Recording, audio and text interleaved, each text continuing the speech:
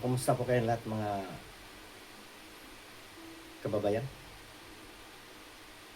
Kumusta na ang ating bansang Pilipinas? Ah,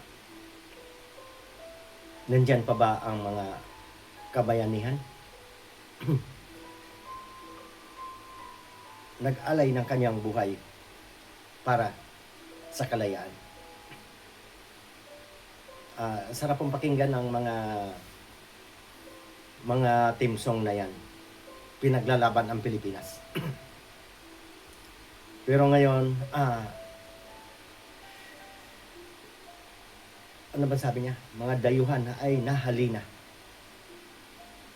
Bayan ko, nasadlak sa dosa. Ganun po yung ibig sabihin ng kanta na yan. Bayan kong Pilipinas. Kasi po, team song po yan ng ating bansa eh. Ilan bisis ba tayo sinakop ng mga dayuhan? Pero ang para sa akin, ang pinakamahirap ngayon na sumasakop sa atin, yung mismong tayo ang nagbabangayan. Ano ba? Bakit tayo nakaitim? Tayo po, talo po tayo. Tayong mga simpleng mamamayan. Kaya hindi po tayo magsuot ng pula. Ano ba yon? Kulay maroon. Ano ba suot ng ating mababatas kapon? Hindi po ako nangangantsaw dito ha. Anong suot nila? Maroon, pula, no? Mga mambabatas kung baga tawagin.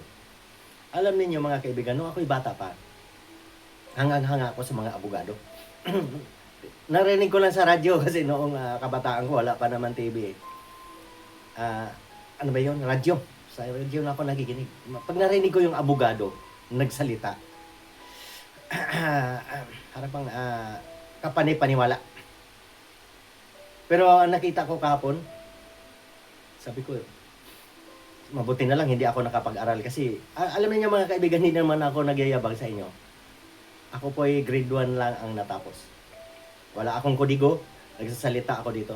Nandito sa isip ang lahat kong sinasabi. Hindi po ako kagaya ng mga abogado na natin ngayon na kapal-kapal ng binabasa.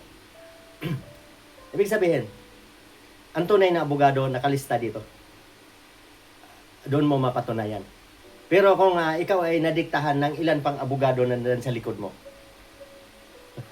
maya-maya, pag binasa mo, inabot na sa'yo ng abogado mo, ay napakahirap po niya.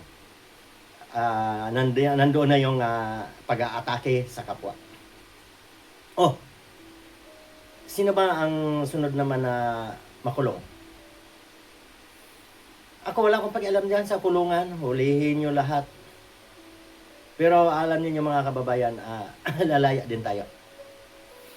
Kahit ubusin man paghuli, lalaya din tayo. Kung may eleksyon pa sa 2028. Kaya maging mahinaw na lahat, antay na lang po natin. Ay nakikita niyo naman, may mga sampol na. Kaya ba? Hindi po kaya.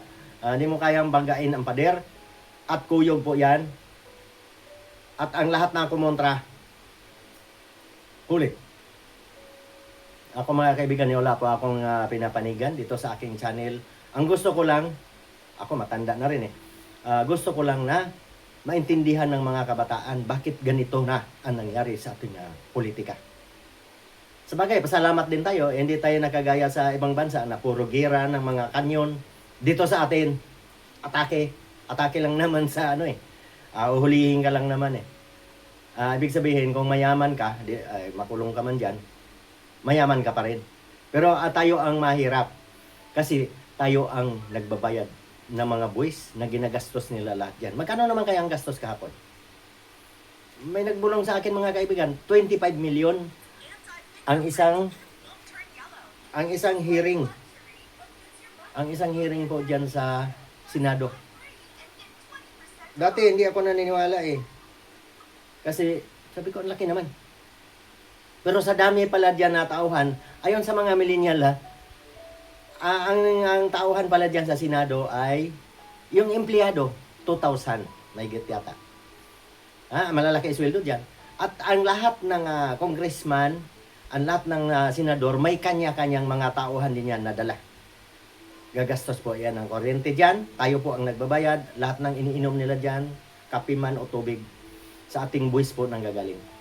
Kaya po dapat maging matalino po tayo sa pagpili kung sinong ating ihalal sa 2028 kasi tayo po ang nagpapasahod sa mga yan.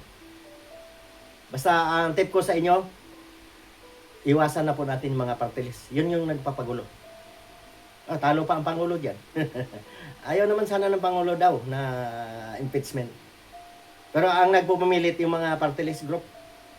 Kasi nagiging mambabatas na sila eh. Kahit walang alam. Sige, maraming salamat mga kaibigan. Patuloy lang tayo sa pagsisikap para sila may makuhang buwis sa ating mga ordinaryong Pilipino.